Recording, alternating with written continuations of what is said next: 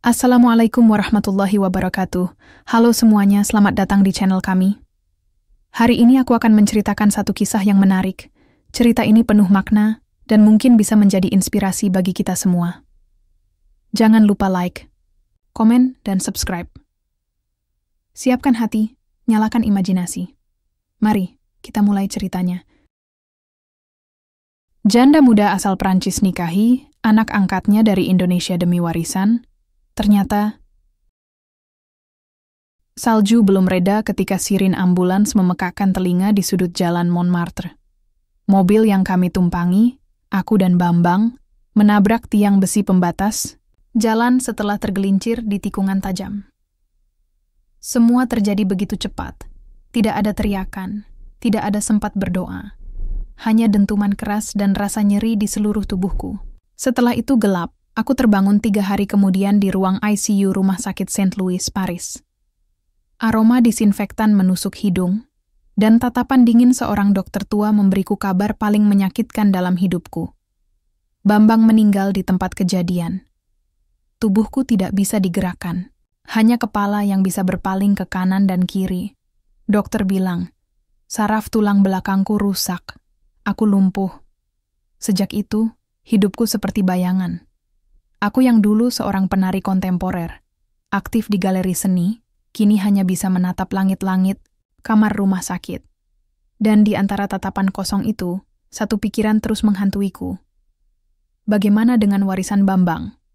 Aku adalah istrinya yang sah. Aku telah menjadi mu'alaf sejak menikah dengannya 2 tahun lalu. Aku meninggalkan banyak hal demi hubungan kami. Tapi sekarang, aku bahkan tidak tahu siapa yang akan mengurus semua peninggalannya. Rumah, perusahaan, aset-aset, semuanya. Lalu datanglah Zidane. Aku tidak tahu harus merasa apa saat menerima kabar ayah meninggal. Antara sedih dan kaget. Tapi lebih dari itu, aku marah. Marah karena tidak diberi kesempatan bicara terakhir. Ayahku, Bambang Suwondo, pria keras kepala itu, selalu sibuk. Terakhir kali kami bicara adalah saat aku ulang tahun ke-22. Dan sekarang, aku pulang ke Paris bukan untuk reuni, tapi untuk pemakaman Aurélie, istrinya, berubah drastis. Terbaring lemah, wajahnya pucat. Tapi sorot matanya tetap kuat, seperti dulu. Saat pertama kali kami bertemu, aku mengira dia hanya wanita cantik yang tertarik harta ayah. Tapi setelah aku lihat sendiri bagaimana dia merawat ayah, aku belajar menaruh hormat padanya. Tapi sekarang, semua berbeda. Pengacara ayah memanggilku ke ruang baca villa. Surat wasiat dibacakan. Semua aset perusahaan, saham, dan bisnis otomotif di Indonesia resmi menjadi milikku. Aku terdiam, lalu menoleh ke Aurélie yang menatapku tanpa ekspresi. Tak ada air mata, tapi aku tahu dia kecewa. Dan mungkin terluka. Zidane tidak banyak bicara sejak mengambil alih semua. Aku diam-diam mendengarnya berbicara dengan pengacara ayah. Mereka serius membahas perusahaan, kondisi saham, dan rencana ekspansi. Aku bahkan belum tahu bagaimana cara mengangkat tangan sendiri. Semua terasa tidak adil. Aku bukan sekadar janda. Aku istri sahnya. Aku tinggal di rumah ini, tidur di ranjang ini bersama Bambang. Tapi sekarang, aku hanya tamu di rumah sendiri. Rumah ini pun, secara hukum, sudah menjadi milik Zidane. Aku tidak menyalahkan dia, tapi aku juga tidak bisa diam. Jika aku tidak bisa menggerakkan tubuhku, setidaknya pikiranku masih bisa merancang sesuatu. Aurélie berubah. Dia lebih pendiam, tapi tatapannya tajam. Aku tahu dia tidak senang aku yang ambil alih semua. Tapi aku hanya menjalankan keinginan ayah. Dan sebagai anak angkat, aku punya tanggung jawab untuk menjaga semua yang beliau bangun. Tapi, yang tidak kusangka, aku mulai memikirkan Aurélie.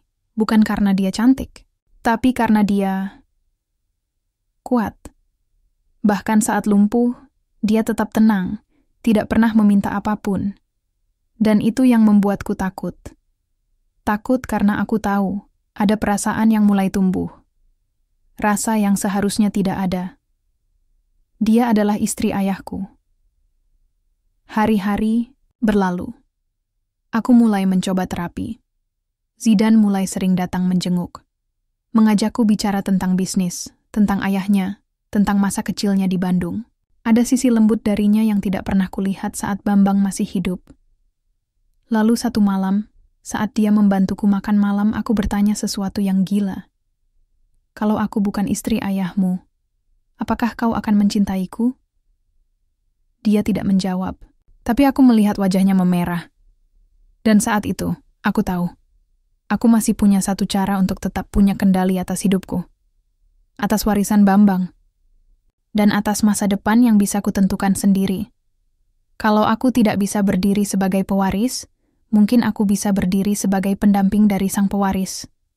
Aku tahu ini akan jadi jalan yang rumit, tapi aku juga tahu, Zidane tidak akan menolakku. Aku mulai terbiasa dengan rutinitas yang sama setiap hari. Terbangun pukul 6 pagi, dibantu suster untuk mandi dan berpakaian, sarapan bubur, lalu duduk di kursi roda menghadap jendela besar yang mengarah ke taman belakang. Di sana, biasanya, burung gereja beterbangan di antara ranting pohon yang mulai botak karena musim dingin. Tapi sejak beberapa minggu terakhir, aku mulai merasa bosan dengan ketenangan yang terus-menerus. Aku bukan wanita lemah yang hanya bisa menunggu belas kasihan. Hari itu, aku memanggil pengacara keluarga, Pak Lucien, untuk membahas harta peninggalan Bambang. Aku ingin tahu, seberapa banyak warisan yang sebenarnya bisa aku klaim. Jawabannya seperti tamparan keras. Madame Aurélie, berdasarkan dokumen hukum dan wasiat yang ditandatangani mendiang suami Anda, seluruh perusahaan dan aset aktif diwariskan kepada Tuan Zidane. Anda hanya mendapatkan properti pribadi yang berada di Prancis, beberapa lukisan koleksi Anda, dan uang tunai sejumlah tertentu yang sudah masuk ke rekening Anda. Ucapnya tenang. Aku diam.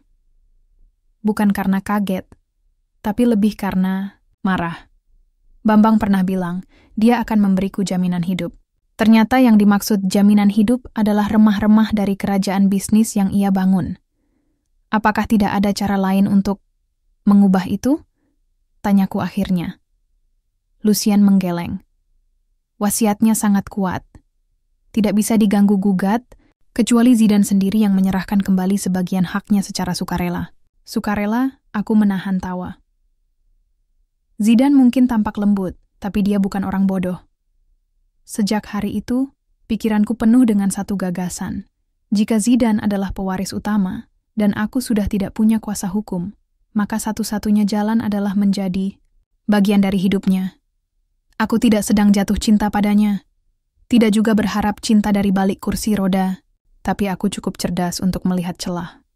Dan celah itu bernama pernikahan. Aku mulai sering datang ke rumah Aurélie, bukan karena kewajiban, tapi karena perasaan bersalah. Dia kehilangan ayahku, kehilangan kemampuan tubuhnya, dan sekarang hanya hidup sendirian di rumah besar yang sepi. Kadang aku duduk bersamanya di ruang tamu, sambil membaca laporan perusahaan. Kadang hanya mendengarkan dia bercerita tentang hidupnya sebelum mengenal ayah. Aurélie berbeda. Dia bukan wanita yang lemah, meski tubuhnya tak bisa bergerak normal. Ada api dalam dirinya. Aku bisa melihatnya dari cara dia berbicara, dari cara dia mengamati setiap gerak-geriku. Suatu sore, saat aku hendak pamit, dia tiba-tiba berkata, "Zidane, boleh aku bertanya jujur?" Aku mengangguk. "Kalau aku bukan istri ayahmu, apakah kamu akan mempertimbangkan untuk bersamaku?" Pertanyaan itu mengguncangku. Aku tidak langsung menjawab. Aku tahu perasaan ini mulai tidak beres sejak aku bermimpi tentang dia. Sejak aku membantunya menyisir rambut. Sejak aku merasa nyaman berada di dekatnya, jauh lebih nyaman daripada perempuan manapun yang pernah dekat denganku. Aku hanya mengangguk, kecil. Dan dia tersenyum. Sejak hari itu, jarak kami berubah. Tidak lagi kaku. Tidak lagi seperti ibu tiri dan anak angkat. Tapi seperti dua orang asing yang kebetulan merasa butuh satu sama lain. Aku menyusun semuanya pelan-pelan, tidak tergesa, Tidak langsung menodong Zidane dengan permintaan menikah. Aku tahu, jika terlalu cepat, dia bisa mundur. Aku mulai bercerita tentang mimpi-mimpiku yang belum selesai, tentang rasa sepi yang kurasakan, tentang betapa aku butuh seseorang yang bisa jadi sandaran, bukan sekadar asisten medis. Zidane mendengarkan semuanya dengan sabar, dengan wajah yang sulit ditebak. Lalu suatu malam, di dapur, ketika aku menyuruhnya mencicipi sup yang kubuat dengan bantuan suster, dia berkata, pelan, kalau kita menikah, kamu tidak akan merasa sepi lagi. Hatiku bergetar. Aku berhasil. Pernikahan itu berlangsung sederhana. Tidak ada gaun putih, tidak ada pesta. Hanya wali dari pihak KBRI, seorang penghulu lokal, dan 2 saksi. Aku bahkan tidak tahu kenapa aku mengangguk setuju. Mungkin karena aku kasihan. Mungkin karena aku ingin membuktikan bahwa aku bukan anak durhaka yang merebut hak wanita yang pernah mendampingi ayahku. Atau mungkin karena aku benar-benar ingin bersamanya. Karena hanya Aurelie yang bisa membuatku merasa diperlukan. Kami tidak umum. Aku sadar betul itu. Banyak orang akan mencemooh, tapi aku tidak peduli. Setelah akad nikah, kami tidak berpelukan atau berciuman. Tidak ada tangisan bahagia. Tapi malam itu, untuk pertama kalinya, aku tidur tanpa gelisah. Ada seseorang yang membantuku naik ke tempat tidur, menyelimuti tubuhku, dan duduk di sisi ranjang, membacakan ayat pendek dari Al-Quran. Zidane bukan lagi anak angkat suamiku. Dia suamiku sekarang. Dan entah bagaimana, aku merasa lebih tenang. Tapi dalam hati kecilku, aku tahu, ini belum selesai. Ini baru permulaan. Aku kira semuanya akan menjadi lebih tenang setelah kami menikah. Tidak ada resepsi, tidak ada publikasi. Hanya selembar buku nikah dan status baru yang kami simpan diam-diam. Tapi ternyata, hidup bersama dengan Aurelie, meski hanya dalam satu atap, bukan hal yang sederhana. Awalnya, aku kira aku bisa menjalani ini seperti pernikahan pada umumnya. Tapi kenyataannya tidak. Tidak ada yang umum dalam hubungan kami. Aurelie tetap berada di kursi rodanya, setiap hari. Tapi sekarang, dia memintaku tinggal di rumah, bukan sekadar menginap. Dia ingin kami makan bersama, duduk bersama, dan tidur di kamar yang sama. Aku tidak langsung setuju. Tapi dia memintanya bukan dengan cara memaksa. Justru dengan kalimat-kalimat tenang yang membuatku merasa bersalah jika menolak. Kalau kita sudah menikah, kenapa kamu masih seperti orang asing di rumah ini? Katanya sambil menatapku, pelan. Aku butuh kamu, Zidane, bukan hanya di atas kertas. Akhirnya aku pindah. Membawa koperku dari apartemen ke rumah besar peninggalan ayah di Paris itu. Rumah itu seperti istana sunyi, luas, dingin, dan penuh kenangan. Tapi juga penuh perasaan aneh yang tidak bisa kusebut namanya. Aku tahu Zidane belum sepenuhnya yakin pada keputusan ini. Aku bisa merasakannya dari caranya menatapku, dari gerak tubuhnya yang kaku setiap malam ketika kami tidur di ranjang yang sama. Tapi aku tidak terburu-buru. Aku tahu semuanya butuh waktu. Yang terpenting, aku sudah di titik ini. Dan dia tidak pergi. Hubungan kami mulai berubah. Perlahan tapi pasti. Dia mulai menyuapiku sarapan tanpa kuminta. Mulai membacakan artikel berita bisnis sambil duduk di samping kursi rodaku. Dan suatu malam, dia bahkan menyelimutiku tanpa kusadari. Mungkin ini bukan cinta, tapi ini cukup. Sebulan setelah menikah, aku harus kembali ke Jakarta. Ada rapat penting dengan dewan direksi dan kunjungan ke pabrik utama. Ini kunjungan pertamaku ke Indonesia setelah semua berubah. Rasanya aneh. Aku bukan lagi anak yang dipanggil Zidane, anak Pak Bambang. Sekarang, aku dipanggil Pak Zidane, pemilik perusahaan. Sebelum berangkat, aku sempat ragu meninggalkan Aurelie sendirian. Tapi dia justru yang mendorongku. Pergilah. Jangan khawatir soal aku. Aku akan baik-baik saja, katanya. Aku mencium dahinya sebelum pergi. Bukan karena aku mencintainya sepenuhnya, tapi karena itu terasa benar. Saat Zidan pergi, aku mulai merasa kehilangan. Aku tidak menyangka kepergiannya ke Indonesia bisa membuat rumah ini terasa 2 kali lebih sunyi. Padahal aku dulu terbiasa sendiri. Tapi sekarang, tidak lagi. Aku menghabiskan waktu dengan terapi. Dokter bilang ada sedikit kemajuan. Aku bisa menggenggam sendok sendiri meski masih gemetar. Tangan kiriku mulai punya sedikit tenaga. Aku tidak bilang pada Zidan. Aku ingin memberinya kejutan saat dia pulang nanti. Lalu aku mulai berpikir, jika aku bisa sembuh sepenuhnya, jika aku bisa berdiri dan berjalan lagi, mungkin aku bisa benar-benar menjadi bagian dari dunia Zidan, bukan hanya sebagai istri di atas kertas, tapi sebagai pendamping hidup yang setara. Aku mulai menulis surat, bukan email. Surat betulan, tulisan tangan, 1 halaman setiap hari. Aku menulis tentang hariku, tentang burung-burung yang kembali ke taman, tentang suster yang salah memasak sup, dan tentang perasaanku padanya. Aku tidak tahu apakah dia akan membaca semuanya, tapi aku terus menulis. Kantor Pusat PT Satria Motor, Indonesia lebih sibuk dari yang kubayangkan. Sejak ayah meninggal, semua mata tertuju padaku. Mereka ingin melihat apakah aku cukup tangguh menggantikan sang pendiri. Dan jujur saja, aku merasa tidak siap. Aku hanya anak angkat. Aku tidak punya pengalaman sebesar itu. Tapi setiap kali aku mulai goyah, aku mengingat Aureli. Dia tidak pernah ragu saat memutuskan untuk menikah denganku. Maka aku tidak boleh ragu menjalankan tanggung jawabku. Di sela-sela kesibukan, aku membuka koper dan menemukan tumpukan surat. Tulisan tangan Aureli, rapi dan wangi.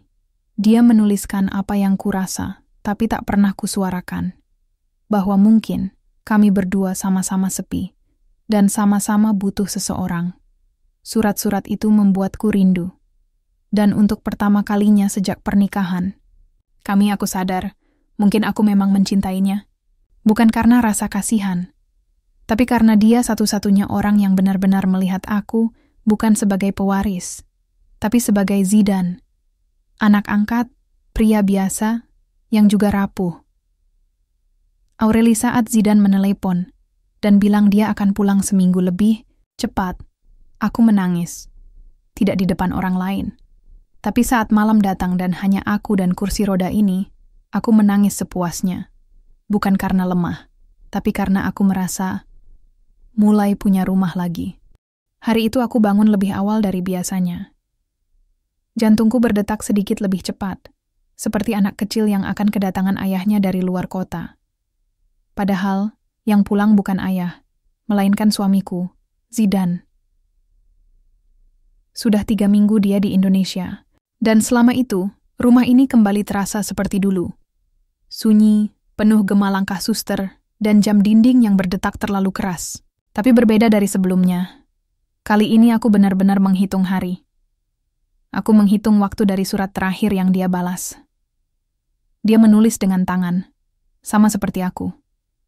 Goresan tulisannya tak rapi, kadang miring ke kiri, tapi aku membacanya berulang-ulang. Pagi itu aku sudah duduk rapi di kursi roda, mengenakan baju biru lembut yang dia bilang membuatku terlihat lebih segar. Rambutku ditata, bukan oleh suster, tapi olehku sendiri. Aku ingin menunjukkan kemajuan. Ketika suara mobil terdengar di halaman, aku menahan napas. Dan ketika pintu utama terbuka, aku melihatnya lagi. Zidan. Wajahnya lebih dewasa dari terakhir kali kulihat. Mungkin karena tekanan pekerjaan, atau mungkin karena dia memang tumbuh lebih cepat dari yang seharusnya. Tapi senyum itu masih sama. Tenang. Ramah. Aku pulang, katanya sambil memelukku dari belakang. Aku tak berkata apa-apa, hanya menggenggam tangannya erat-erat. Aku tak menyangka akan sesenang ini melihat Aureli lagi. Aku pikir selama di Indonesia aku bisa menjaga jarak. Tapi ternyata jarak justru membuat semuanya makin jelas. Perasaan ini bukan lagi kebingungan, bukan kasihan, bukan semacam pelarian. Aku benar-benar menyayanginya. Aku tahu hubungan kami sulit dipahami. Bahkan aku sendiri pun butuh waktu untuk memahaminya. Tapi yang aku tahu, Saat melihat Aureli tersenyum pagi itu, hatiku tenang. Kami melewati hari pertama dengan bercerita. Tentang Jakarta yang macet, tentang pabrik yang mulai melakukan digitalisasi, tentang surat-surat yang kuterima darinya. Aku bilang surat-surat itu membuatku merasa seperti remaja yang jatuh cinta lewat tulisan tangan. Dia tertawa, dan itu cukup membuat hatiku hangat.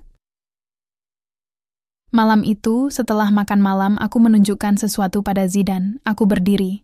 Tidak lama, hanya 3 detik, tapi cukup untuk membuatnya melongo. Aku tidak bohong waktu bilang terapi itu berhasil, kataku, sambil kembali duduk perlahan. Aku ingin sembuh.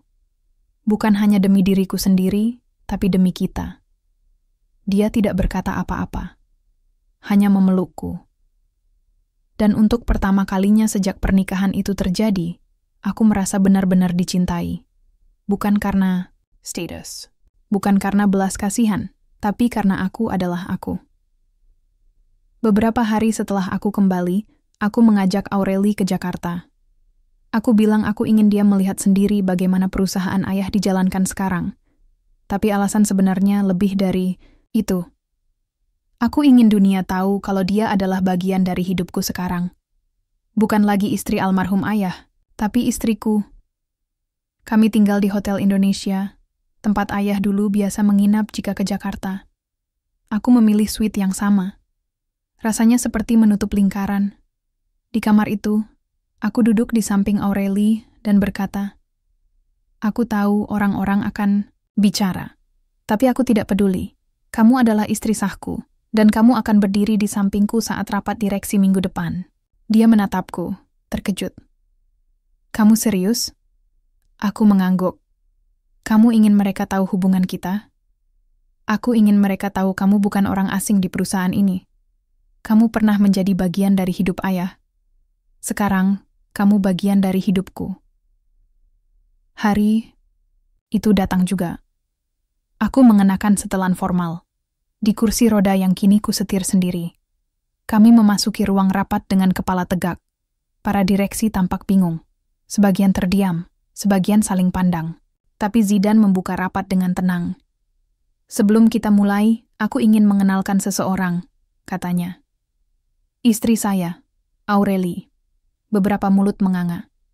Tapi tidak ada yang berani berkomentar. Hari itu, aku tidak berbicara banyak. Tapi aku tahu posisiku sudah berubah. Aku bukan hanya perempuan asing yang dinikahi pendiri perusahaan. Aku kini punya nama. Dan nama itu berdiri di samping Zidane. Malam harinya, kami duduk di balkon hotel, memandangi lampu kota yang bersinar seperti lautan bintang palsu. "Kalau suatu hari kita punya anak, kamu ingin dia lahir di mana?" tanyaku iseng. Aureli tersenyum kecil. "Paris, di rumah sakit tempat aku dulu dirawat setelah kecelakaan." Aku mengangguk. "Baik, Paris." Dia menggenggam tanganku. Erat, dan aku tahu, ini bukan permainan lagi. Kami sedang membangun sesuatu yang nyata. Untuk pertama kalinya dalam hidupku, aku merasa tidak sendiri. Dan untuk pertama kalinya sejak kecelakaan itu, aku tidak merasa hancur. Aku masih di kursi roda, tapi hatiku berdiri tegak. Sudah 2 bulan sejak kami pulang dari Jakarta. Paris kembali menjadi rumah yang tenang. Tapi tak selamanya tenang berarti damai. Di balik kehangatan pagi, di balik rutinitas sarapan bersama, ada sesuatu yang mulai berubah dalam diri Aureli. Dia sering termenung lebih lama. Menatap jendela lebih sering dari biasanya. Bahkan ketika aku mencoba mengajaknya bicara, jawabannya pendek, seolah dia sedang menyembunyikan sesuatu. "Aku hanya lelah," katanya suatu malam ketika kutanya kenapa dia diam saja saat makan malam. Tapi aku tahu itu bukan soal lelah. Ada sesuatu yang dia pikirkan. Ada hal-hal yang tak bisa aku ceritakan, langsung pada Zidane. Bukan karena aku tidak percaya padanya, tapi karena aku sendiri masih bingung dengan perasaanku. Beberapa hari lalu, pengacara keluarga Bambang datang membawa berkas lama. Dokumen warisan. Ternyata, sebelum meninggal, Bambang pernah membuat surat wasiat tambahan yang belum sempat diajukannya ke notaris. Isinya membuat dadaku sesak.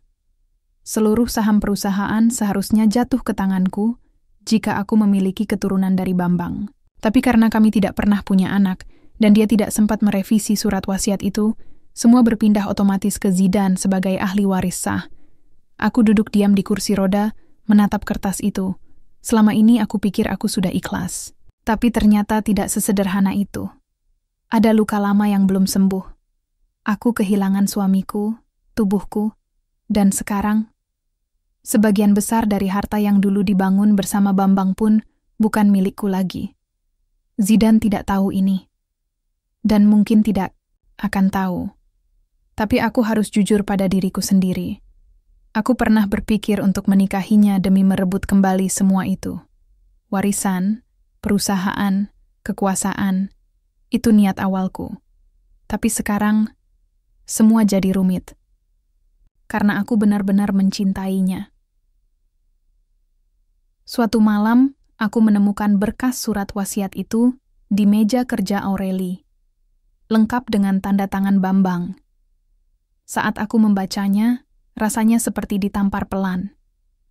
Selama ini aku percaya semuanya beres, bahwa semua yang diwariskan padaku sudah berdasarkan keputusan akhir ayah. Tapi ternyata, ada sisi lain yang tidak aku tahu. Sisi Aureli. Saat aku menunjukkan surat itu padanya, dia tidak kaget, hanya diam. Lalu berkata pelan, "Aku tahu kamu akan menemukannya. Kenapa kamu tidak bilang dari awal?" Tanyaku. Dia menghela napas. Karena waktu itu aku tidak yakin. Dan mungkin aku malu. Malu karena apa? Malu karena awalnya aku memang menikahimu. Bukan karena cinta. Kata-kata itu menghantamku. Tapi anehnya, aku tidak marah. Aku hanya merasa sedih. Aku tahu aku menyakitinya. Tapi aku tidak bisa menyembunyikan hal itu lebih lama. Zidan berhak tahu bahwa dulu aku punya niat yang tidak murni. Tapi aku juga ingin dia tahu bahwa semua itu sudah berubah. Aku tidak tahu sejak kapan, kataku sambil menatapnya di ruang tamu. Tapi aku tidak lagi memikirkan warisan itu. Tidak juga soal perusahaan. Aku hanya ingin bersamamu. Dan kita akan punya anak. Dia menatapku, terdiam. "Kamu hamil?" Aku mengangguk. Itu pertama kalinya aku melihat matanya berkaca-kaca. Dia mendekat, berlutut di hadapanku, dan memelukku erat-erat. Tidak ada kata-kata. Hanya pelukan.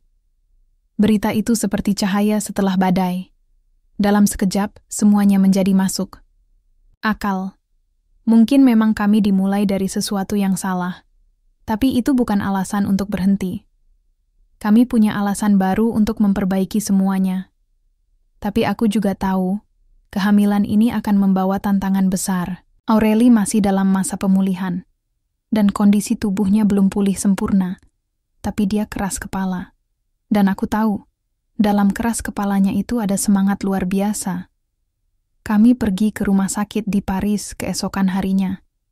Dokter bilang kehamilannya sehat tapi harus dijaga ketat, terutama mentalnya. Dia harus jauh dari stres. Kami mulai menyusun ulang hidup, membatasi perjalanan, menyewa asisten baru, dan membentuk tim dokter yang siap 24 jam. Aku bahkan mulai mengurangi aktivitas di perusahaan dan menyerahkan sebagian tanggung jawab ke direktur operasional. Semuanya demi dia dan anak kami. Malam-malamku sekarang diisi oleh suara detak jantung janin di dalam perutku.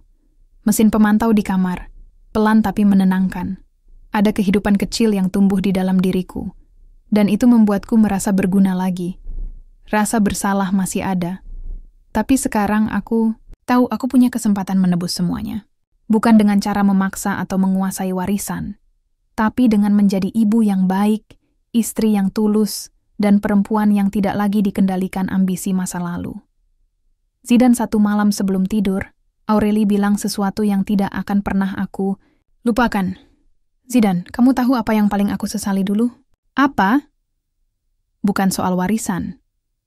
Bukan juga menikahimu dengan niat setengah-setengah.